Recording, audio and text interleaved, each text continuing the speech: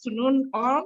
Welcome to our fortnightly webinar of the Center of Excellence in Migration and Global Studies of the National Open University of Nigeria.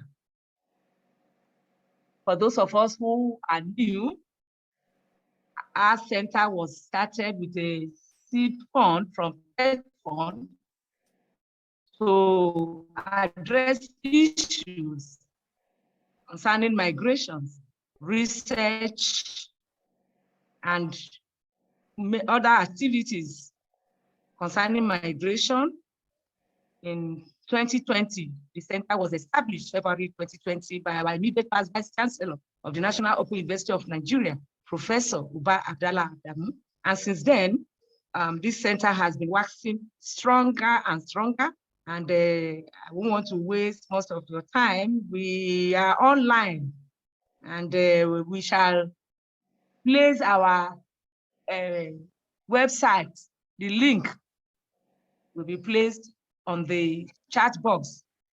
We also produce journals talking about all this research we have been doing in migration, and all these seminars we have been having. The articles are well peer-reviewed, and we have produced the 3rd volume of our International Journal in Migration and Global Studies. And if you go online, you'll see it there. So it is a vibrant center. And today, we have a vibrant scholar to also present to us. And that is the person of Professor Akim Ayofe Akinwale, who is a professor of employment relations and labor studies and former head of department of employment relations and human resource management at the University of Lagos, Nigeria. Our speaker for today has a formidable CV, quite long. I will try as much as possible to cover the content of this biodata I have before me here. He did his BSc in LASU in sociology, that's Lagos State University, and he graduated in 1999-2000 session.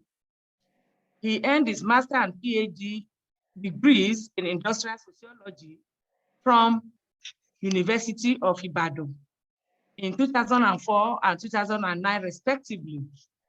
His areas of specialization in employment relations, labor studies, human resource management, entrepreneurship, informal economy, project management, capacity building, training, monitoring, and evaluation, including development studies. He began his academic career in the Department of Sociology at LASU in 2002. He lectured in the Department of Sociology at the University of Ibadan for 6 years, from 2005 to 2011, and joined the services of University of Lagos in 2012. After serving as a senior lecturer in the Departments of Sociology at Covenant University and Landmark University, respectively. Professor Akinwale is very skillful in teaching, research, and consultancy in the areas of capacity gap assessment, production of capacity building training toolkit, and capacity building training programs. He has conducted extensive qualitative and quantitative research in his areas of specialization, and demonstrated his intellectual feasibility in the numerous conferences he has attended across the world, the doctoral students he has supervised, the lectures and seminars he has given, the consultant work he has done in which he conducted capacity gap assessment and developed capacity building training toolkits, and the administrative responsibilities he has performed with diligence and integrity. Professor Akinwale is a first-rate researcher, brilliant writer, and an eloquent speaker. His articles have been published in reputable journals such as Journal of Construction, Business and Management, Journal of Innovative Research in Business and Economics, Journal of Business Management and Accounting, the Journal of Business Studies, Journal of Pan-African Studies, Social Science Dilemma, African Development, African Journal on Conflict Resolution, the Age of Human Rights Journal, African Journal of Science, Technology, Innovation and Development, the Indian Journal of Industrial Relations, African Journal of Employee Relations, and Journal of African and African Studies, among others. His chapters in books have been published by reputable publishers, such as Routledge, Stringer Nature, Cambridge Scholars Publishing, Pan-African University Press, African World Press, University Press of America, University of Lagos Press, Obafemi Awolowo University Press, and University of Ibadan Press, amongst others. Professor Akinwale has served as a external examiner in several universities and professional associations, including the Chartered Institute of Personal Management of Nigeria, the National Open University of Nigeria, Covenant University, Lagos State University, Bowen University, Olabisi Onabanjo University, University of Ibadan, and Elizabeth University, among others. He has been a consultant in which he conducted capacity gap assessment and developed capacity building training toolkits for workers under the auspices of the various organizations, including the International Labour Organization Office in Nigeria, the Trade Union Congress of Nigeria, the Nigerian Labour Congress, the Council for the Regulation of Freight Forwarding in Nigeria, the University of Kent in the United Kingdom, and the Wageningen University of Research in Netherlands. Professor Akinwale is in the editorial board of several journals, such as the International Journal of Migration and Global Studies, the Nigerian Journal of Management Sciences, and the Journal of Behavioral Studies, among others. He has served as a reviewer for several journals, including the Age of Human Rights Journal, Area Development and Policy, African Security Review, and African Journal of Food, Agriculture, Nutrition and Development, among others. Professor Akinwale has conducted some groundbreaking studies in the areas of employment relations, labor migration. He conducted a study on the relevance of African diaspora in Britain, implications for development in Africa. In 2013, the University of California, Los Angeles awarded Professor Akinwale a scholarship and also invited him to make oral presentation of his study on the African diaspora at the University of California, Los Angeles, at the Los Angeles conference on how global migration changes the workforce diversity equation. His presentation at that conference was converted into a book chapter, which the Cambridge Scholars published in 2015. On May 4, 2022, professorial lecture titled Migrant Workers' Experience of Human Rights in Africa in the Bogoro Wilson Brown series for the 2021-2022 academic section under the auspices of the Morgan State University Office of Global Partnership Africa, Baltimore, United States of America. His presentation at the transdisciplinary professorial lecture attracted the attention of participants from different countries across the continent. Now, I will stop here and it goes on and on. Today, we are lucky to have him here to present to us on this platform, and his topic is titled Benefits of Women's Education for Work in Nigeria. And we are going to listen to this brilliant scholar speak with us. So over to you, sir. You have been made a co-host so that you can share your screen. You are welcome, sir. Thank you very much. So permit me to share the screen before I start. This is 9 items from introduction to conclusion. So in between, we have statement of the problem, research questions, review of the literature, theoretical framework, method, findings, and discussion of findings. So I start with the introduction.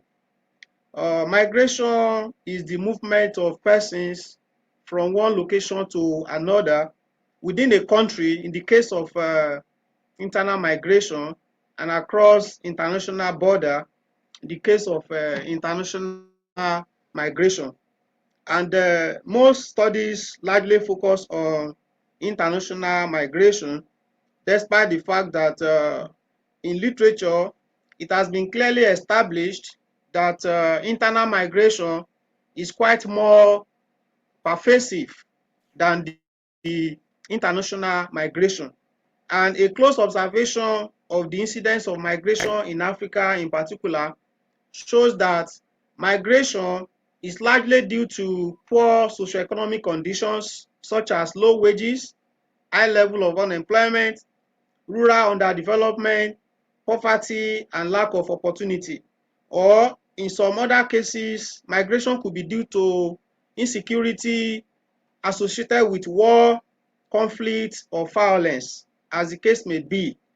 Then, when people decide to migrate, this can be as a result of perception of opportunity for a better life elsewhere, or opportunity for higher income, or opportunity for greater security, or opportunity for better quality of life, or better education, as the case may be. So when we look at these statistics on this graph, it is established in previous studies by Oyeniyi, that's close to about 10 years ago. In his own study, it was established that economic reasons were the greatest factor for migration, especially internal migration, because his study focused on major reasons for internal migration. But this afternoon, the focus of my own presentation is on the outcome of internal migration, especially the benefits that are observable in women's migration for work. Because women have different reasons for migrating. Some women migrate because of marriage. Some women migrate for other reasons. But basically, the reason for migration that is being discussed this afternoon is limited to work. So in January 2020, Jobama Nigeria, in partnership with MasterCard Foundation, collaborated and conducted a survey. And the goal of that survey is to tackle the problem of youth unemployment in Nigeria. And they gave a title to that collaboration. They call it Young Africa Works, because they want to train 5 million young people in Nigeria, and they are focusing on 70% of the beneficiary should be women. So that's a confirmation of the fact that women, especially women in the productive age in Nigeria, deserve special attention because of the multiplier effect of their socioeconomic condition on the larger society. So in this partnership between Jobaman and MasterCard Foundation, they have the focal projects, including agriculture, creative industry, and digital technology. So they are trying to provide employment opportunities across these sectors, and they want to empower 70% of women among the beneficiaries from this program, this partnership. So this partnership is programmed to last for some years. So the final date is 2025. So by 2025, they want to achieve this goal to have trained and empowered 5 million young people in Nigeria. And out of these 5 million, they want to empower 70% women. So, and that's quite a large number. So available estimates shows that women account for almost half of all international migrants, meaning as men migrate, women have also demonstrated their own capacity to migrate. But unfortunately, the data on internal migration is scarce. We do not have adequate data on internal migration. So most data on migration focus on international migration. But whether at international or national level, there has been an increase in the number of women migrants. And this increase is an important trend in the contemporary migration landscape. Many women have migrated independently of their spouses or partners, so meaning that women are experiencing greater freedom to make decisions on their own. And the rate at which migration of women increases is known as feminization of migration. So as the number of women that migrate increase, a new concept called feminization of migration has emerged. And this concept also shows clearly that it is important to discuss the outcome of women participation in migration. So unfortunately in Nigeria, there is inadequate attention on the rate of women migration internally. In 2010, the baseline data on internal migration in Nigeria was carried out by National Population Commission. And this table here clearly shows the trend of women's and men's migration. And we can see that women migration is quite substantial. And it ranges from 43.3% to 62%, even higher than men's migration in some states, especially in Adamawa.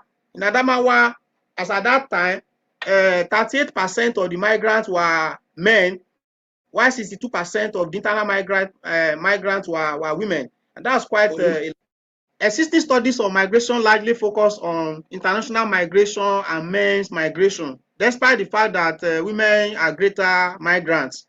In fact, a classical theory of migration stated clearly that women are greater migrants, especially across short distances. So, but this has not reflected in the level of attention that migration scholars have given to internal migration and also women's migration. So compared to men's migration, there is scarcity of information on the outcome of women's migration. And this is quite unexpected because women constitute half of the global population and also their activities are relevant to development. Therefore, there are gaps in the study of internal migration. There are also gaps in the study of women's migration, especially in Nigeria. When we look at these statistics, the National Bureau of Statistics figure on the estimate of the current population in Nigeria. So as at the 2020, it was estimated that Nigeria has a population of over 206 million. And out of that figure, women constitute 49.95% and men constitute 50.05%. So that means that almost women and men population are almost equal. So because the difference is not statistically significant. So, and population growth rate was estimated at 2.6%. So, ancestry ratio for men to women is 100.2. So that means almost men and women population is almost of equal proportion. So, and the disproportionate attention given to men's migration, especially at international level, and the scarcity of information on women's migration is a major reason why this study was conducted. So the study is based on 4 research questions. First, what is the structure of women's migration for work in Nigeria? 2, which work do women migrants frequently do in Nigeria? 3, of what benefits is women involvement in migration for work in Nigeria? And finally, how do women migrants give or receive benefits in the course of their employment? So I did a review of the literature with a focus on three major themes. The first theme is on an overview of internal migration, and this was followed by the linkage between internal migration and development. And I also reviewed literature on historical accounts of women migration in Nigeria. So under the overview of internal migration, I made it clear in the literature, or I discovered from the literature, that internal migration was predominant for 4.5 million years from the earliest stage of human development. And at the earliest stage of human development, migration was basically internal. It was later that international migration started. And at the earliest stage of human development, during the hunting and gathering economy, men and women used to move in group, usually from one location to another, not far away from their original place of birth.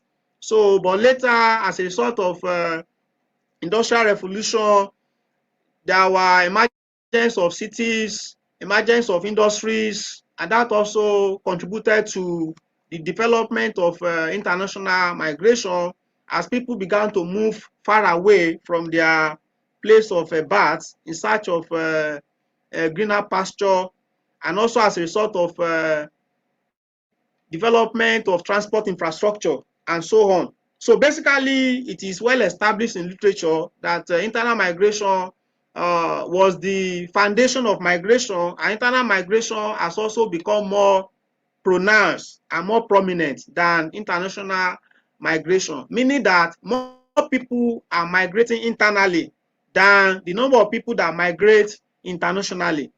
Then, concerning the linkage between internal migration and development, the linkage is direct at two levels. Internal migration has contributed to population growth, and internal migration has also contributed to urbanization in different parts of the world. So, this is an illustration of this linkage. From a base of 954 million people in the 18th century, that's at the end of 18th century, the human population grew to 1.6 billion in 1950 and 6.1 billion in 2000.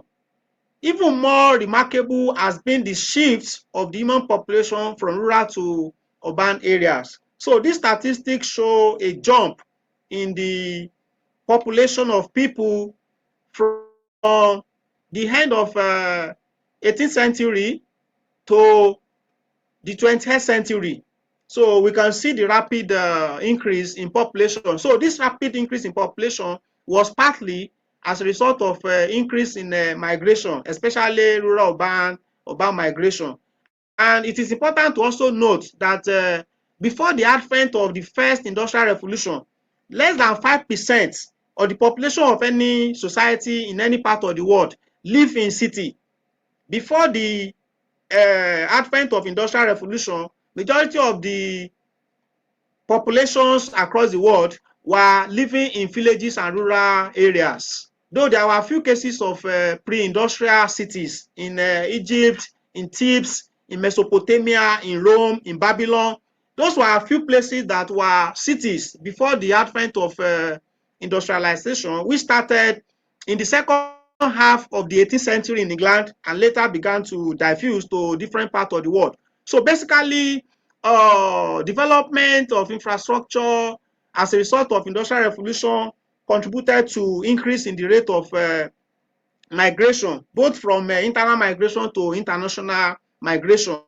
And migration has greatly contributed to development through increase in population at destination and through emergence of cities. Now, on historical accounts of women migration in Nigeria, it is clear that the history of major ethnic groups in Nigeria is closely connected with migration. So a version of Yoruba history, for instance, shows that I was on the historical account of women migration in Nigeria. So women are part of history of women's migration is part and parcel of the history of migration of major ethnic groups in Nigeria. So a fashion of history of migration of Yoruba shows a part of Yoruba history indicates that the ancestor of Yoruba migrated from Mecca, and the three children of Nimrud, Gobir, Kukawa, and Oduduwa. So that fashion of history, of course, there are different fashions of Yoruba history, but a fashion of Yoruba history traces the origin of Yoruba through migration and settlement at Ile-Ife. So another fashion of history, after the settlement at Ile-Ife, dispersion occurred. And for instance, the people of Idore, a major town in Yoruba land, they believe that they migrated from Ile-Ife under the leadership of Olofin, and there was one of the wife of this Olofin who was excommunicated, and who left Ile-Ife and settled outside the Ile-Ife, and later history had it that she committed suicide, and she migrated because she felt she was not being shown love. And up till now, the Idore people usually remember her, and there is a popular festival called Orosun. The name of that woman was called Orosun. So that woman is her history was connected with the migration. Then another illustration of women's migration is there was a queen of the king of Oyo, Alaafin of Oyo. One of the wives was a queen and gave birth to a twin. And there was a cultural practice that forbid the birth of twins. And because the king loved the queen, the king had to send some people to escort the queen to a faraway place so that the twins can survive. So that faraway place later became known as Ondo. So the first Osemawe of Ondo town was a woman called Pupuru. So, and later she ruled for more than 1 decade, and her first son later became the next Osemawe of Ondo. So from the period of her first son up till now, the kingship structure in Ondo town shifted from matriarchy to patriarchy. But basically, the reason for this illustration is to demonstrate that women, next slide please, women migration is also historical and can be observed from the overall history of different ethnic groups in Nigeria. The Igbo have their own history too, how they migrated and settled at their current location. So that migration Igbo comprises migration by men and women in Igbo land. Hausa also have their history that closely connected with how migration contributed to their settlement, and women also play a role in that. So that's the essence of that historical explanation. Now, theoretical framework. So I adopted 3 theories to explain the main focus of this study. The first theory is Raffensteinian theory of migration. This theory is relevant because it focuses on internal migration. It also explains the predominance of women's migration. The second theory I apply, next slide please, is theory of planned behavior and theory of social stratification. So next slide please. The theory of planned behavior explains how individual evaluation of the favorable or unfavorable condition of a particular behavior can predispose, next slide please, can predispose the person to engage in a particular behavior. So this diagram is showing the major concepts in the theory of planned behavior. So the 3 major concepts comprises attitude, subjective norm, and passive behavioral control. So the attitude shows individual evaluation of a particular behavior. So that evaluation could be favorable or unfavorable. a favorable evaluation in this case, if a woman thinks about the prospect of migration for work, if her evaluation is favorable, she may be thinking of the need to migrate. And that attitude is not sufficient. There are other factors like subjective norm. These subjective norms are the pressure coming from significant other. People that are close or people that are influential in the life of the person, their own opinion, which could be also encouraging or discouraging. So if the opinion is encouraging, or if pressures are coming from maybe spouse or maybe the friends or relative, so in addition to the favorable evaluation of migration for work, the person may then think of migrating. And that's not sufficient. The final concept from the theory of planned behavior is what is called perceived behavioral control, which is individual ability to carry out or to implement the intention to migrate. And this could be the woman's understanding of her consciousness, of being able to carry out that journey or embark on that journey and succeed at the end of the day. So in this theory of planned behavior, next slide please, intention is a proxy for behavior. And this theory is quite relevant because when women make decision to migrate, their own decision is not based on their personal thought alone. So they also take into consideration the pressure from people that are close to them.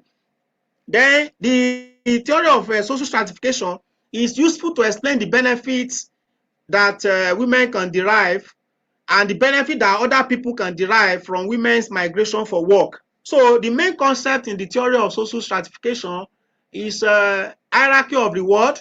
And before this hierarchy of reward, Kingsley Davis and Wilbert Moore in 1945, they formulated this theory to explain social inequality.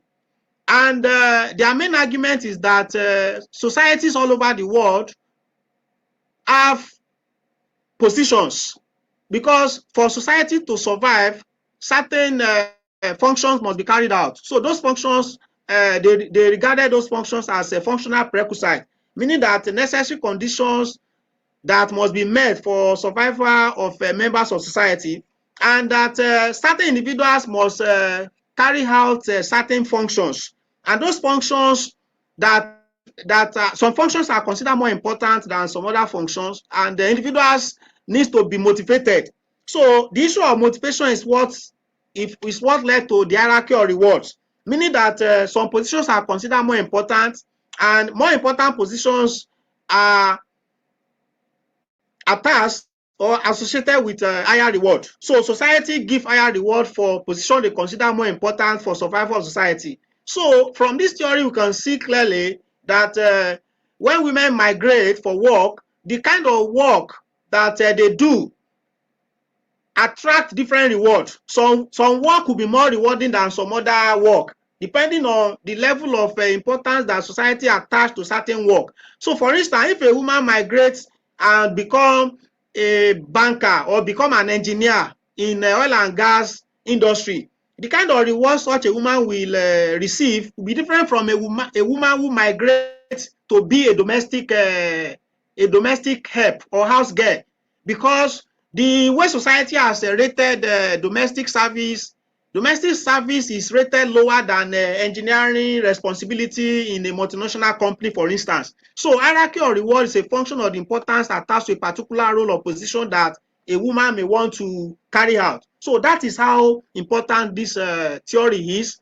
And recruitment of members of society into different positions requires education and training. So the level of education that women who are women migrants, the level of education of women migrants also determine the amount of reward that they can have access to. And also there are external factors that affect this placement.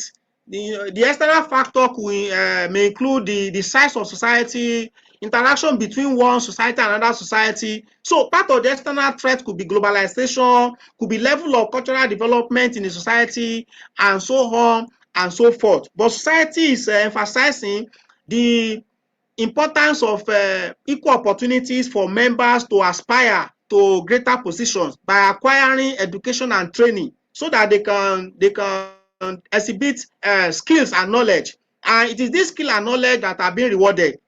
So next slide, please. So we can see that this theory is quite relevant for an understanding of the benefits from women's migration for work. So the method that I use comprises primary and secondary data. So the primary data were obtained through observations of identity and economic activities of women migrants in Nigeria. And I conducted this observation since 2001 when I was carrying out my national youth service. I served in the north, I served in the northwest, especially in Adamawa. And within that service year, I serve in the northeast. Adamawa is in the northeast. I beg your pardon. So from that Adamawa where I served, I passed through Biu and I traveled to Maiduguri to see what was happening there. So I embark on such journey from time to time for 1 year. I returned back to southwest.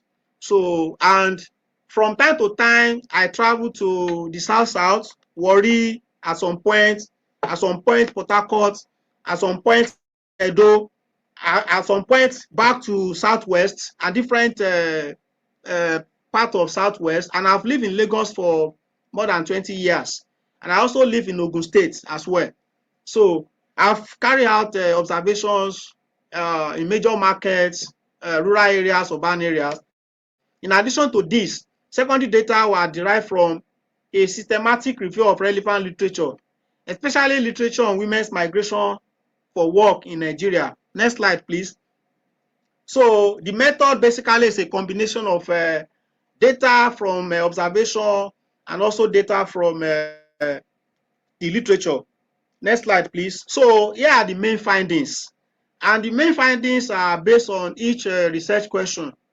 From research question 1, what is the structure of women's migration for work in Nigeria?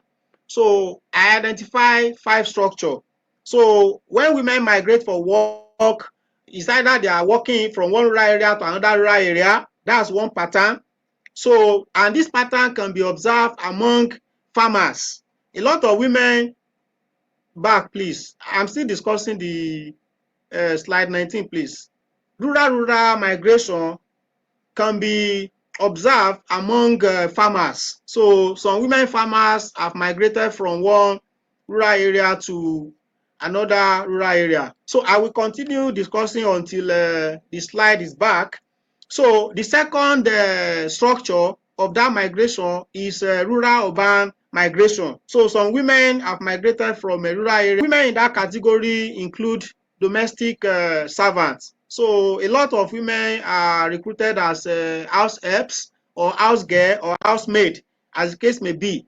A majority of women in that category are usually recruited from rural areas, and mainly their new workplace is mainly in cities.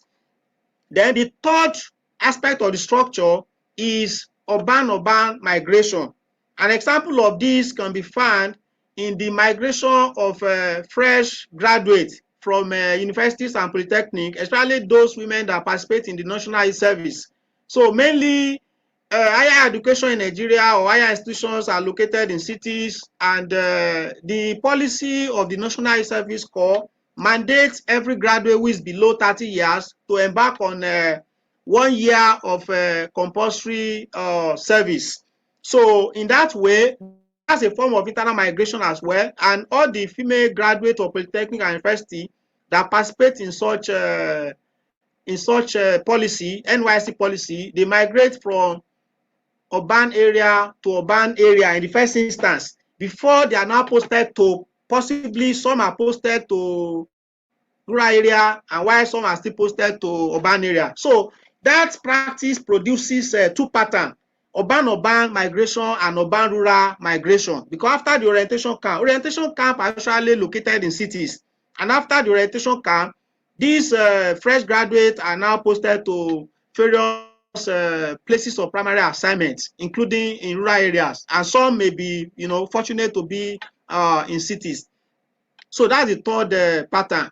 So the fourth pattern from that structure is urban-rural migration, meaning the movement of some women from urban areas back to rural areas. So, and this could be as a sort of lack of employment opportunities in the urban area. It could also be as a sort of transfer. You know, it's not only unemployment that could make, or that could be a kind of that could predispose women migrants from city to rural area. Apart from unemployment, another reason could be transfer. You know, some women who work with some companies, especially NGO, can transfer some of their staff to rural area for implementation of a project. For instance, especially those ones that work with international NGOs that have head office in cities, or they have offices in cities, and also the project sites are located in a rural area. Basically, some women that are transferred in such projects, some women that are transferred to rural area in such projects are part of the illustrations for the urban-rural migration. Then the fifth aspect of the structure is return migration. And majority of the women that are in this category are women who have been affected by human trafficking, both locally and internationally. So the National Agency for Prohibition of Trafficking Persons, NAPTIP, has apprehended a lot of women who were trafficked out of Nigeria and who are now brought back. And when they are brought back like that, NAPTIP provide opportunity for rehabilitation and reintegration for them. So that's about the findings on the first research question.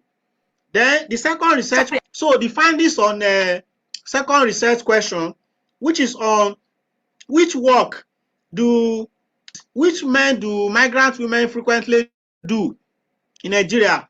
So the work they do ranges from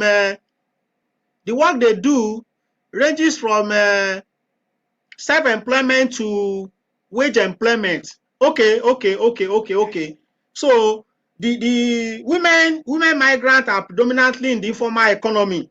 So majority of the women that migrate in Nigeria, they are concentrated in the informal economy, and majority of them engage in micro enterprises, either as a business owner or employee, and majority of them also are in small scale enterprises, whether as the owner or employee. Then a sizable number of these women migrants are employed in the organized private sector. Some of them are in banks, some are in manufacturing companies, some are in telecommunication industry, some are in oil and gas industry, both at the upstream and downstream sector. And women migrants are also underrepresented in the public service.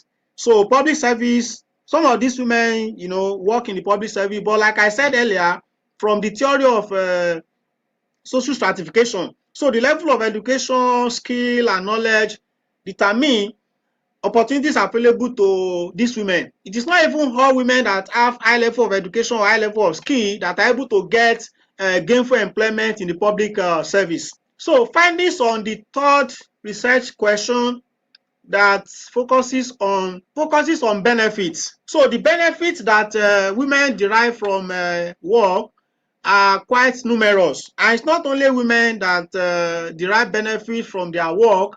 A lot of other persons who work directly with these women derive benefit from the work that the women do.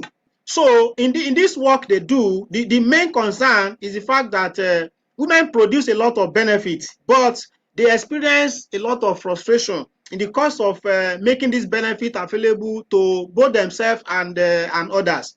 And we can see this in the example of the experience of women in agriculture, example of women in domestic service, example of women in the sex industry, for instance. So we have a lot of pictures that demonstrate what women go through in the process of making benefit available first for themselves through the income they earn from the work they do and the services they provide for others. So, for instance, women in agriculture, the work they do is quite beneficial to even chocolate manufacturing companies, especially women in cocoa producing communities. So a lot of women are contributing to food security, and if those women are not there, there could be problem of scarcity of food or insecurity of food, as the case may be. Then women in domestic service, they provide benefit for the employer. Employer possibly could be senior citizens whose children have left the house. And next slide, please. Next slide. I think we're on a discussion of. So I was explaining the benefit that.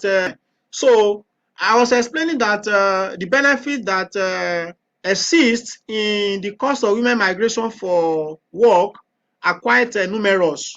And these benefits are not for women alone. Other persons also derive benefit depending on the location and depending on the type of work.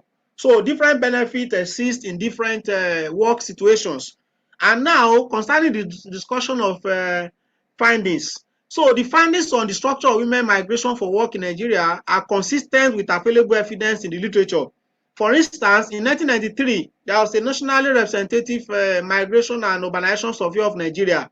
And that clearly show the pattern of migration in Nigeria, including rural migration and rural-urban migration.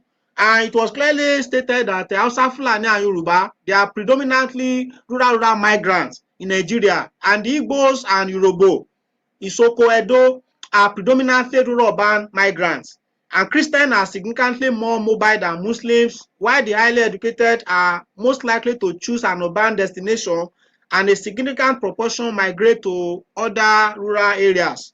So next slide, please. So you can see this pattern is still relevant today, because majority of the women cocoa farmers that migrate from one rural area to another, they are Yoruba. Then we also have cases of Fulani women in southwest Nigeria, especially those women that are extracting milk from cattle, and this milk is now being sold to dairy company like Friesland Campina. So that's about that. Then the next discussion of finding is on the second research question, which is, which work do women frequently do in Nigeria? So what discussion do we have around this? I think if the slide come up again, we have some interesting pictures to show. Picture of the Fulani women and the kind of work they do. How Fulani women are contributing to local production of raw materials required by Friesland Campina, WAMCO. In 2010, Nigerian government formulated a policy on local content. Nigerian government made it mandatory for dairy company to source 10% of their local materials locally. So in 2012, implementation of that policy started, and Friesland Campina established milk collection centers in various communities in Oyo North. So, and more than 90% of cattle in Nigeria belong to the Fulanis. So look at this picture. This picture shows the Fulani women who traditionally extract milk from a cattle and convert the milk into local cheese and hawk this milk from one community to another. Then in this picture, you can see some can. So that traditional method of converting raw milk from cattle into cheese is taken over by selling raw milk directly to milk collection center. You can see this can. Before this can were introduced, these women use calabash to to store their milk. But for hygiene, these cans were imported from India and given to these women. Next slide, please. So, and this is part of how the work of Fulani women, you know, in among the Fulani, there's a belief that the milk belongs to the women, while the meat or why the cow is the property of men. So any milk that is extracted from a cow or cattle belongs to the women. And now that the government made it mandatory for a dairy company like Friesland Campina to source 10% of their raw material locally, and you know, this is a milk producing company now. Friesland Campina Wanko is a milk producing company. So to source the 10% of their raw material now, they need to go to where they can find milk from cattle. And these Fulani women therefore become the primary beneficiary. And if these Fulani women are not there, the government is asking the Friesland Campina Wanko to close their company and leave Nigeria if they cannot implement the policy. And Nigeria is the largest market for Friesland Campina. So next slide, please. So you can see that these women are in southwest Nigeria. They have migrated from their place of birth for several years back, and now they are engaging in this practice. And this policy met them there, and they are benefiting from the policy, and they are also assisting the multinational company to achieve success. And apart from multinational company, new employments were created because women don't go to, Fulani women don't go to milk collection center by themselves.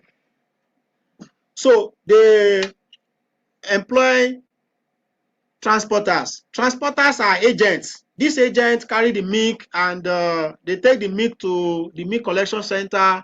There's a cooling system there. And from milk collection center, you could see, before the slide disappear, you could see a truck. That's the milk tank. So that milk tank is just like a lorry. So the tank will now carry the milk from Oyo North back to Lagos.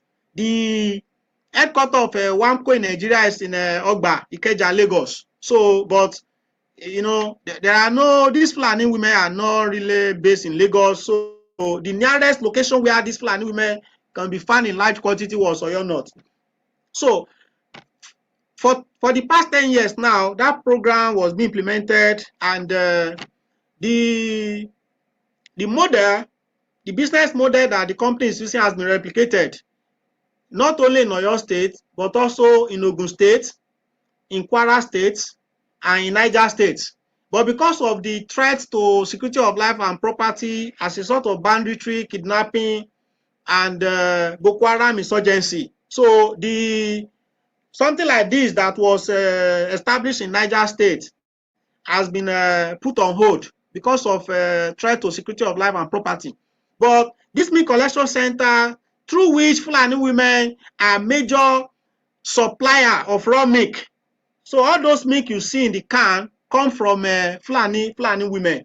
So that's an illustration of the work that Fulani women do, and that's an illustration of rural migration and the work that is the work practice that is taking place there. Next slide, please.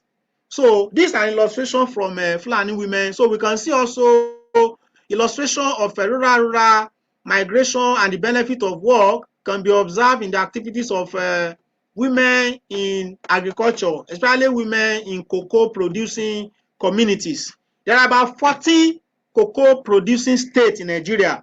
So in the northeast, we have Taraba and Adamawa.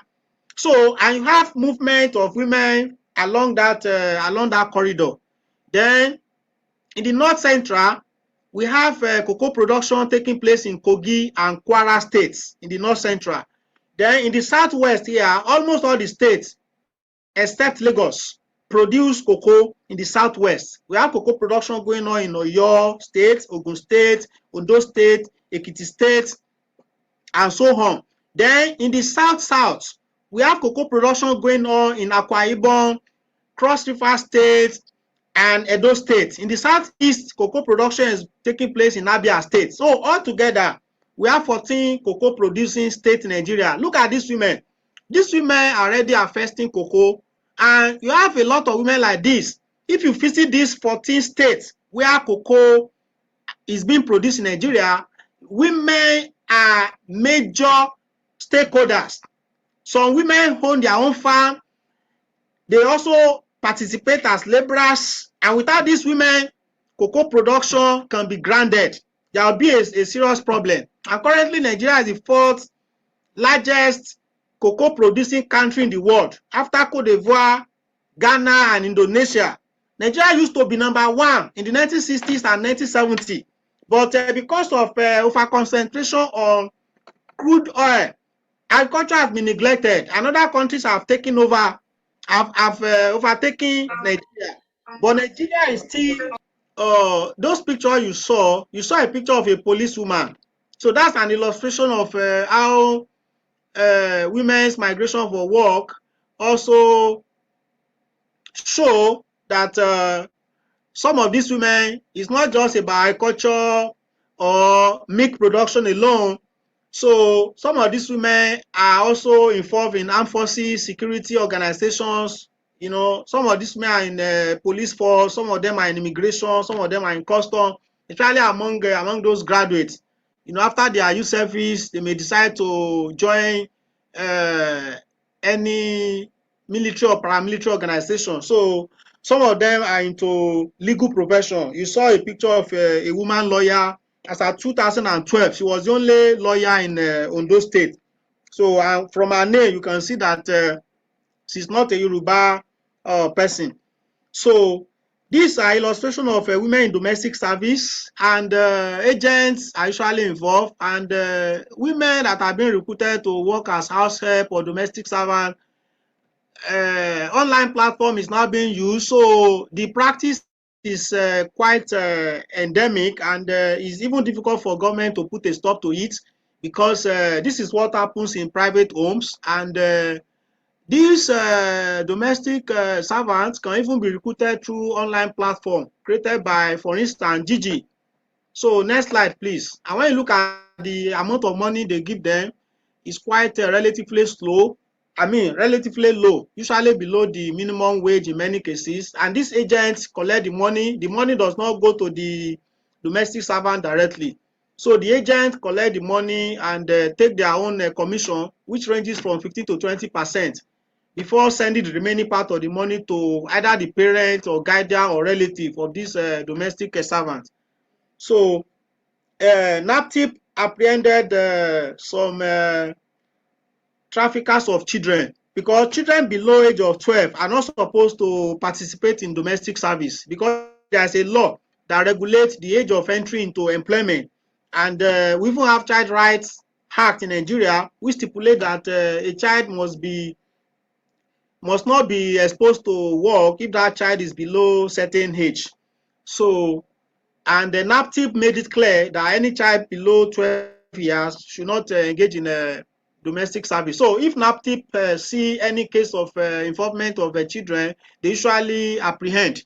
So this table you are seeing is example of data that came from NAPTIP, and that data established that in many states, in fact across all the regions in Nigeria, so children are being exposed to trafficking. They are being exposed to domestic work through trafficking. So, and South, you know, recruitment from South was highest. Next slide, please. So I can see this practice is endemic in almost all the geopolitical zones. Yeah, this women in the sex industry. So there's a close connection between recruitment of women into domestic service and women participation in sex work. So some of these women, when they get into domestic service, they get frustrated at some point, or they get discouraged, and they think of what else to do. And the process, some of them begin to participate in as a commercial sex worker. Some of them are in brothel, some of them are operating outside the brothel, and there are different levels of engagement. And majority of these women that participate in sex industry as commercial sex workers, they are migrant. They are not indigenous of the area where they are operating. Next slide, please. Unfortunately, Nigeria does not encourage women to engage in sex work. It's technically considered illegitimate and illegal, and that's why police always try to harass them, and they also suffer in the hands of police, and that's quite unfortunate. But a lot of people derive benefit from their services because yeah, they earn income, and they have clients, and there are different level of involvement. Now, this is example of women return migrant. You can see some pictures. You know, some of them are being rehabilitated. Next slide, please. And you know, the explanation of women migration for work will be incomplete without a focus on women return migrants as well. Next slide, please. So the International Organization for Migration has also contributed to rehabilitation of return migrants. So, and this return migrants can occur in two ways: either voluntary returnee or compulsory returnee. So some of these women are given opportunity to voluntarily come out and seek help if they are no longer comfortable with the kind of work arrangement or the kind of situation they find themselves. So the International Organization for Migration makes it easy for them. And in Nigeria, NAPTIP also makes it easy for them. So these women are encouraged to come out. Please change slide. The conclusion of this presentation is that women migration for work is a reality in Nigeria, and it's going to continue for a long time to come, because women are a significant part of Nigerian population, and their migration structure varies, you know, as earlier mentioned. Then they engage in all kinds of work, both self-employment, wage employment in the private and public sector. So these women are found everywhere, but with a large concentration in the informal economy, of course, for obvious reason. And a lot of people are driving benefit from these women. Apart from the income that these women earn, these women provide huge contribution to individual and household economies in both rural and urban area. And these women need help. Government need to provide enabling environment. Government need to provide protection. Government need to encourage and utilize the creativity and potential of these women to promote women empowerment, women autonomy, and overall development of rural and urban areas in Nigeria. Thank you for your attention. Thank you very much, able professor. Despite the internet problems, at least we have been able to come to the end of this presentation. Thank you so much. I know that everyone enjoyed this presentation, and we want to start straight away to ask people for their contributions to this wonderful presentation. And I can see that Professor Abdallah Ubadamu has his hand up. So he's the first person I'm seeing there. So I will want him to take the virtual space. Thank you very much, Coordinator. My observations are both on technical as well as the technical aspect of the presentation. I think the presentation is too wordy. I mean, 54 slides is a little bit too much. And normally, really, when you are presenting, you don't have to put theoretical framework, literature review, conceptual framework, and all that. What you want is just simply a straightforward presentation of what you want to do, how you did it, and why you did it. I think in future we may probably need to we need to really focus attention on compacting our presentations so that we can present something within the time. Because normally the time given is about an hour or less, or this at 40 minutes. But it's taken about almost 1.5 hours. I know that there are some challenges with the slides and so on. So I just urge our colleagues that when we are presenting, we need to to really, we shouldn't be translating the Microsoft Office document into the PowerPoint. But that's what we do. You see, PowerPoints was full of references, citations and so on. And that distracts really from the work. Secondly, my other observation is mainly on his presentation. I'm confused because there are so many parameters that are put into this presentation. What is migration? We need to understand what is migration. Is it something like a temporary thing, or is it a permanent thing? Is it a dislocation, movement from one location to another with no intention of coming back? That's the first question that needs to be answered. Because I see contradiction. A woman who follows her husband to work, he has been shifted from Enugu to Lagos, and she followed him. She's not a migrant. So that kind of migration cannot be, or that kind of movement cannot be seen as migration. Or if the woman is working in another place, that cannot be called migration. Or your housekeep, the girl who looks after your children and cleans up the places, and she's from a village that you brought her into the town to look after your house.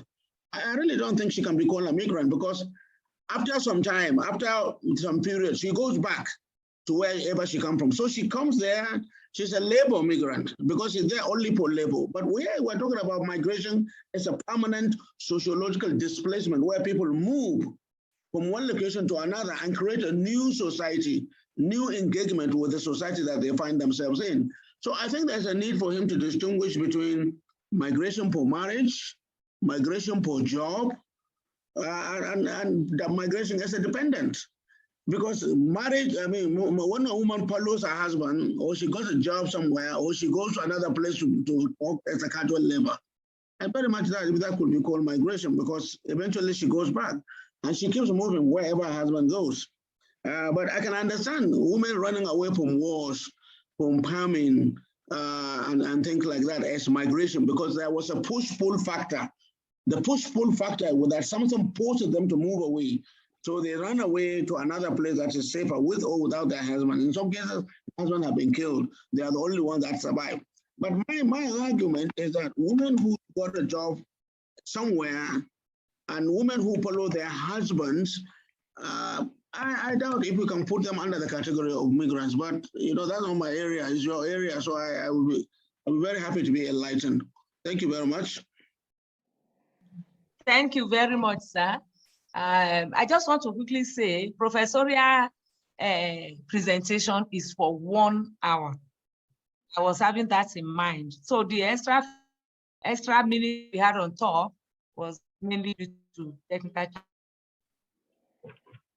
So thank you so much, sir, for your contribution. And the next person is, I don't know, but I can see Olusoji Ajao here.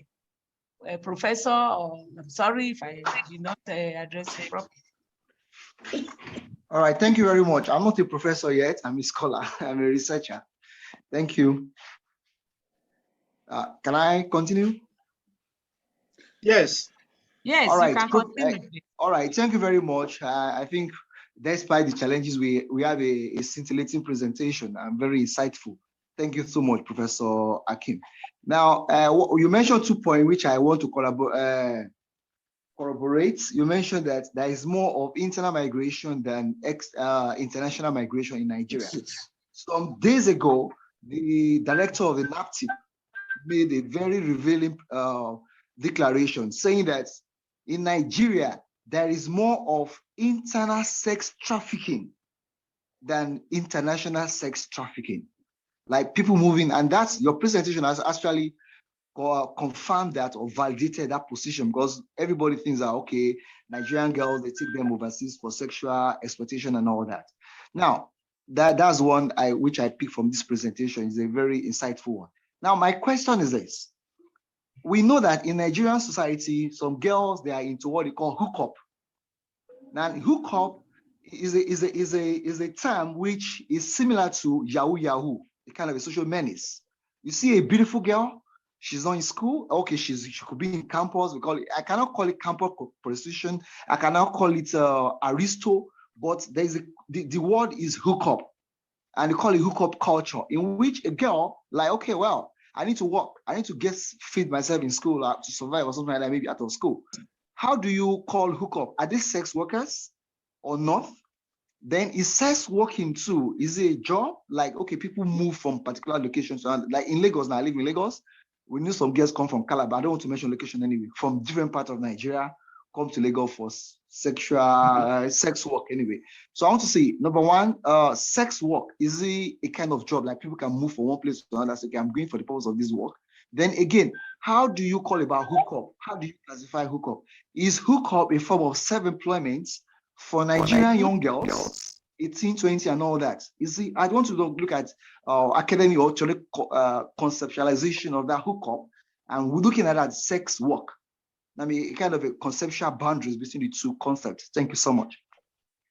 Thank you so much, Dr. Olusoji Ajao, for that submission. And the next person is Professor Akeem Tijani. Welcome, sir, to take my precious space. Thank you very much, and good morning, everyone. Good afternoon at your hand. First of all, I want to commend the presenter, Professor Akinwale, for, I believe this will be your fourth presentation or third on this platform. I thank you for that, for sharing, always willing to share your knowledge. I would like to join Professor Abdallah in also identifying the rather two worthy slides. That is one. We all need to take important note of that. Secondly, the fussiness of methodology is also something that you may want to look at in the future. Thirdly, I see so many papers, and I see maybe some 4 or 5 books out of this presentation. Hopefully, the early career people are listening, and those that are still writing and working towards promotions can take advantage of. The title of the paper or the presentation is Women in Migration or Women Migration Work. And you showcase several types of works, you know, that women engage in, from police to other subsectors. You told the history, and I think even the history alone of women in Kano is enough for an hour. Talk less of a history of this Bayajida legend and the Mecca misery of Yoruba ethnogenesis. The police, women in police alone just, you know, reminded me of a bachelor project that I was fortunate to supervise at LASU in 1990. And I begin to wonder, oh, what has happened to that, you know, nice work on the Nigerian women, and how women, particularly from the eastern part, dominated the first wave of women in the late 50s as we, you know, begin to decolonize and leading to eventual transfer of power to Nigerians. So I think we've seen so many. At the same time, I'm also conscious of the fact that you are not primarily a historian, you are a sociologist, you are a labor expert, and of course, that informed your general, in my view, presentation of women in migration in Nigeria.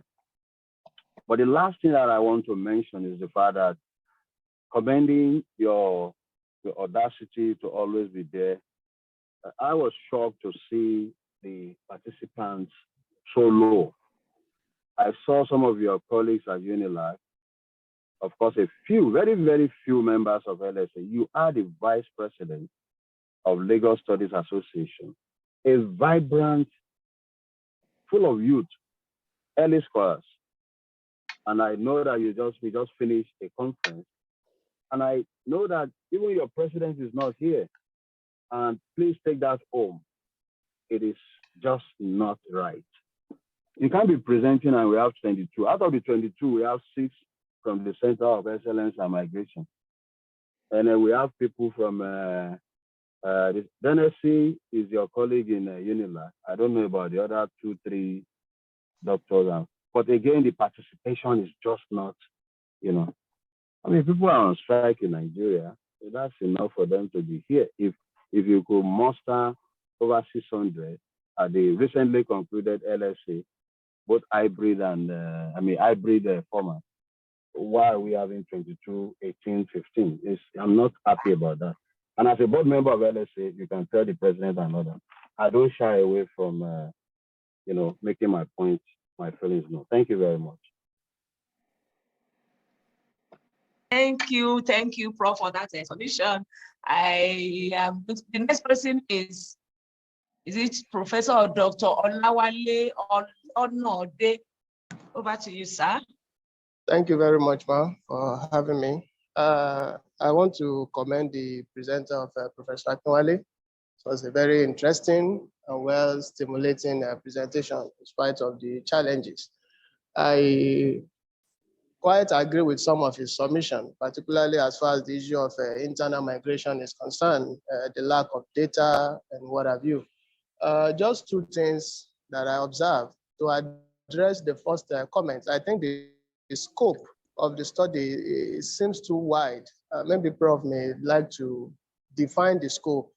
Migration is big, whether internal or international, and as it has to do with women, and that's why the issue of women who married and women who are independent, I think once this scope is well addressed, it will be okay. Then I need Prof to enlighten me more on the methodology of the study. I'm quite not too clear with the context or content analysis that was used between 2001 to 2022. That's about 20 years. Was it an intentional or deliberate approach, or was it something that I just feel I've known these people too well and I feel like I write about them? Thank you, sir. Thank you. At least it means that this topic is quite interesting. That is why we have it generating many comments and questions. On my own part, I don't know whether I'm going to deviate a little from the topic.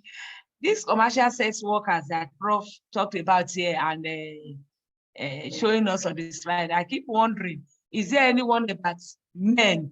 Has there been studying on men?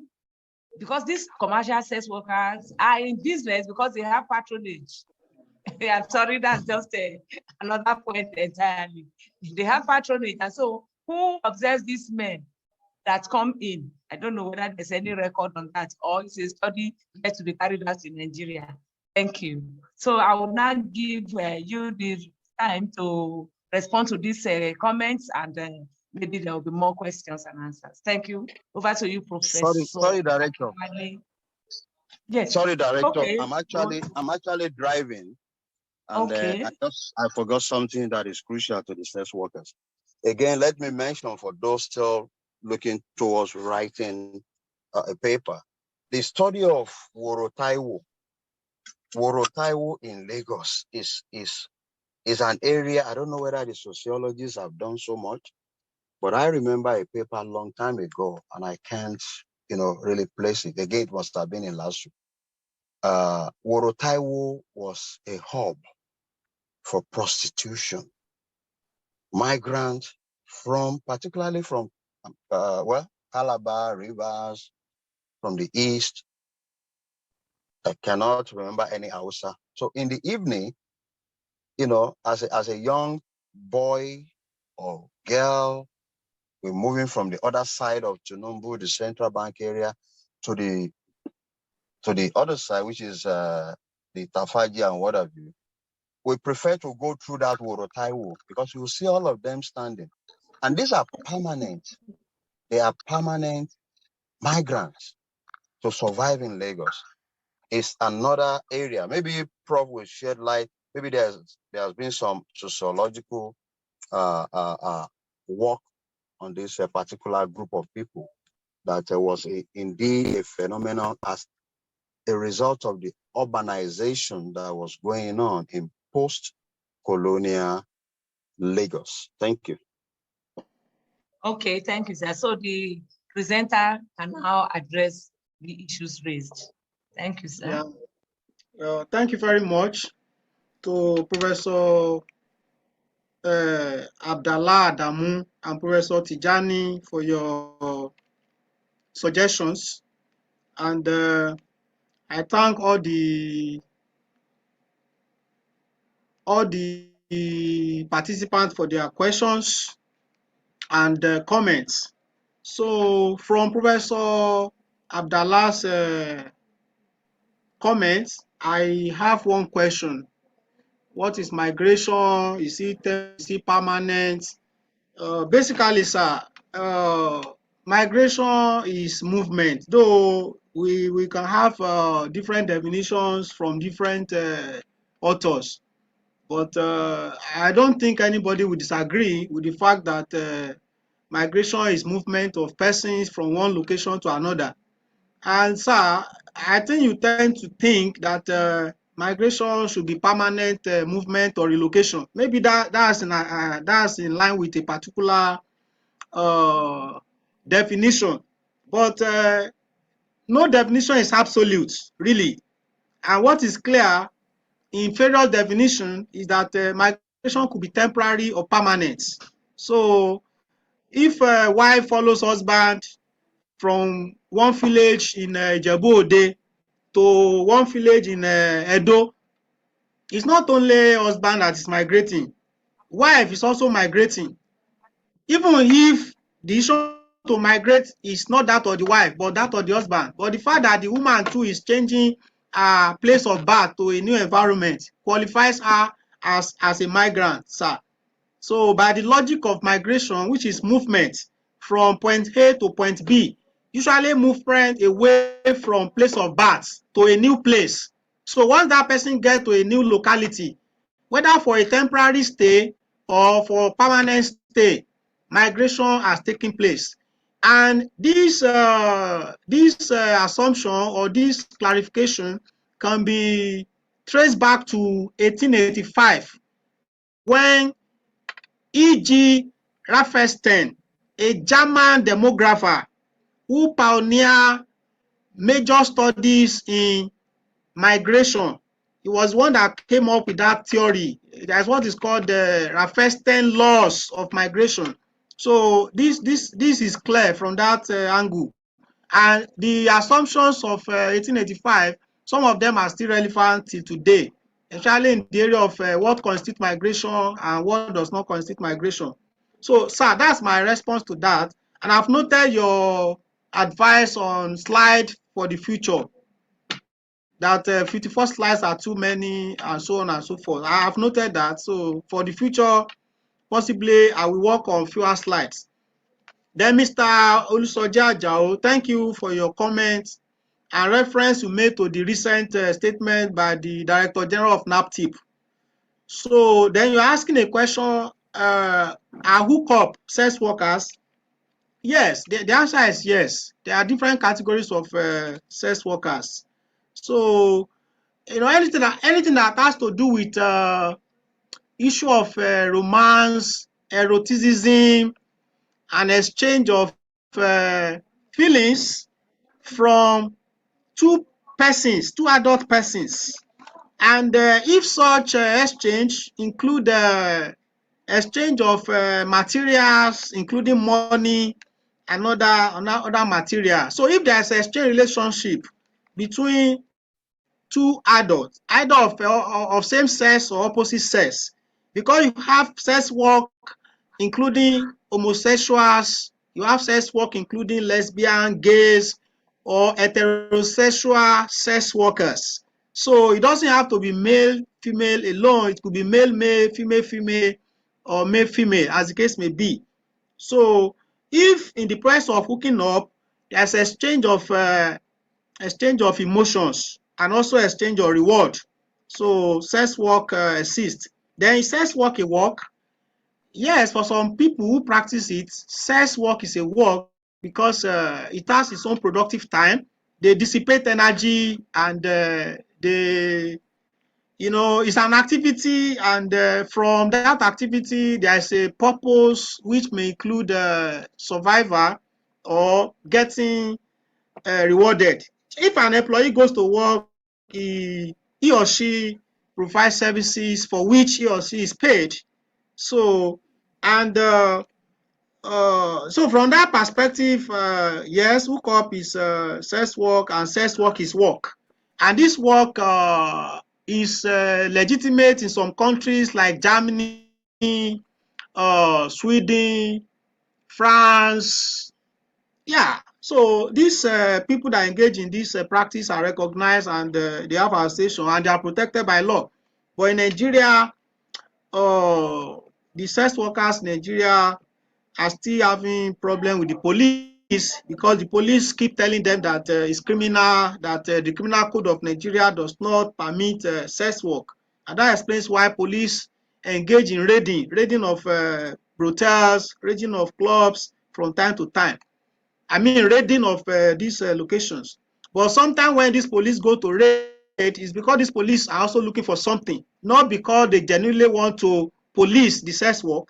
It's because they also are looking for some, they are looking for something, because in the process of trying to raid, they extort, money from these sex workers. They embarrass them, they harass them, they take them to station before they collect some money to grant them bail, and so on. So, Professor Tijani, thank again, sir, for your comment and advice. So, then, yeah, about low level of participation. Well, I don't know why. Maybe they don't like, maybe people don't like to hear anything about women. Maybe that's why they are not here. The president is aware, and he advertised. He posted the link on Facebook. I saw it. We posted it on LinkedIn. So I don't know why the participation level is low today. Sincerely, I don't know why. So, and it's difficult to know why. Maybe people are just not interested in the topic, or maybe they think they know it already. So, and there's no need for them to participate. I don't really know, sir. So, yeah, about the work of Woro Taiwo study, yes, that's one of several studies that exist on sex work. Sir, this is a reality, whether we like it or not. And there's a statement that says sex work or prostitution is the oldest profession in the world. And this is taking place in major cities in Nigeria, in Lagos Island, Ikeja, Surulere, Ojuelegba, Mushin, almost everywhere. There are spots where these sex workers can be identified, especially on certain hours of the day or certain days of the week. You have clubhouse and so on and so forth. Not only in Lagos, even in Ibadan. You go to Aba, go to Enugu, let's go to Port Harcourt, Warri, they are there. They are in Abuja, Kano, Kaduna, Zaria. Even in the northern state where there is Sharia, Karuwanshi is a regular practice. And yeah, people can carry out more studies in this area, because human beings will always exercise their agency, especially if the socioeconomic environment is quite hostile. Human beings are individuals with certain rights. Human beings will always find a way to negotiate for survival the best way they can, really. So there are different factors possibly that predispose young people into sex work. Then Olawale, thank you also for your comment. And you said the scope is wide. Well, the research questions are 4. The scope appear wide, but when you look at those research questions, that define the scope, because I want to know, okay, what's the structure of this migration for work? What structure does it take? Which work do they frequently do? Then what benefits are available? And how do they derive or give these benefits? So that's the scope for it is the illustration that I now try to make very comprehensive. So that's why you think maybe the scope is wide. And I'm not interested in migration for marriage, right from the title, migration for work. So any migration that's outside work is not part of this study. So right from the title. And also, I'm not interested in the reason for migration, right from the title.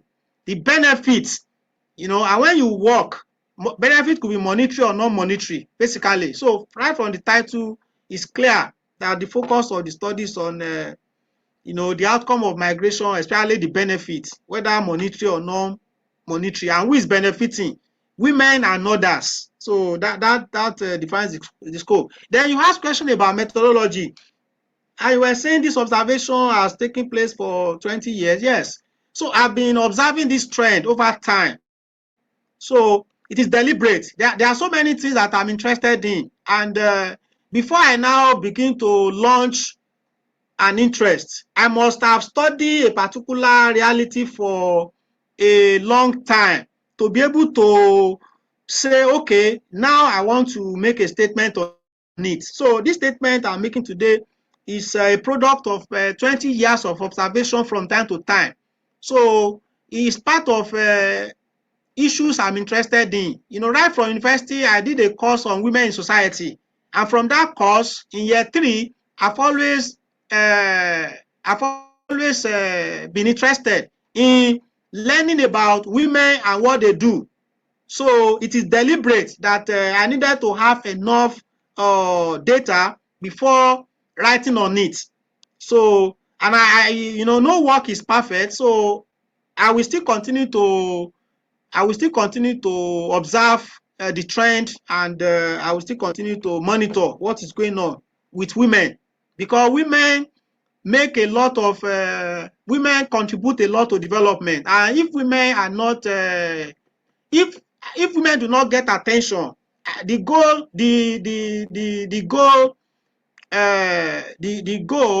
or if women do not get attention, aspiration for development or sustainable development cannot be realized. So there's no doubt about that, because women constitute almost 50% of the population, whether in Nigeria or globally. And so whatever happens to women has a lot of implication on whether or not we are going to achieve the goal of development. So thank you. Then Dr. Aneto, thank you, ma, for asking a question. What about men? Yes, there are men sex workers too. So some men also make themselves available to exchange their services with the opposite sex, either with fellow men. We have a case of Bobrisky, Nigeria. That's a typical example of sex worker, because you know, there are issues around whether he has male clients or whether Bobrisky is a male, but he's portraying himself to be a female, and he has become a celebrity. He was a student here at the University of Lagos, but he did not complete his study. He was in accounting department, and you know, he got to year 2, he stopped coming to school, and he's a male, but he has portrayed himself to be a female. And in the process, he interacts with a lot of people, and some of the activities he carries out can be classified under sex work. And apart from Bobrisky, there are other male who are called gigolo. They make themselves available to their female sexual partners, and they get rewarded in the process. So maybe another study can focus on that. But since the focus of my own studies on women migration for work, that's why I did not bother to capture men involvement in this practice. But basically, men too. There are men sex workers. There are sex workers, and these people can be found in brothels. They can be found in nightclub. They can be found at strippers club. They can be found on the street and in different locations. And in fact, online. You know, some of them are online, and because the hookup that Mr. Jai is talking about, some of them even operate online. You know, they get contact and they get connected. So it's quite, the practice is quite complex and complicated. And it's actually difficult to stop it, because people have their rights and they can express themselves. The sex workers are claiming that they are not breaking any law and that they have right to freedom of expression, and they also have right to life. So, and basically, I think government should recognize them. I think they also need training for personal hygiene, and some of them are advocating for free distribution of condom and lubricants, because this is part of what they use, especially for those that engage in erotic interaction or relationship. So let me stop at this point. Thank you so much, Prof. It's very insightful. I just put that bit in that those women are having patronage from some people. So who are they and why are they not looking into? I really appreciate that your study is not looking at the news. I want to say one particular thing I appreciate in this study is that at least this is an empirical research. And you are giving us data of studies you have done, and that makes it really unique and nice, because it looks like, most times we talk about secondary data. That's what we've been using mostly in this education studies. So if there is one that you have been doing, yes, you are using both secondary and primary data, it makes it a bit unique, and we appreciate you greatly for this. And I hope we'll be having more such studies. So thank you very much. It's been a worthwhile time staying here in the last 2 hours, despite the internet challenge. Except there are other questions or comments, we would want to just have a last word from our presenter and call it. So looking at it, well, like Professor Tijani rightly observed, the turnout is a bit low, and we always say presenters should talk more to their own contacts. Yes, we gave the university information about it, but maybe more from your different contacts would have really made up the audience. However, like you said, you will not have control over it. Once you have done your own spread, well, it's fine. It's not every day that is like this. Sometimes we have many people, and sometimes it comes at a bit low, but we appreciate you all the same because we've done a good job. You, before we say bye-bye. Thank you very much, everybody. Thank you. All right, so it's just to say thank you, and we also say thank you. And I was quite thrilled to hear that you have been presenting on this platform. However, in this time, I guess this is the first time we are inviting you. So if you have been here before, we hope you will come again. We hope you are going to come again as many times as we call you. Thank you so much. Yes. Thank you so much, and have a nice day. Yeah, you too. Bye-bye. So bye-bye, everyone. Thanks for your attendance. Thank you.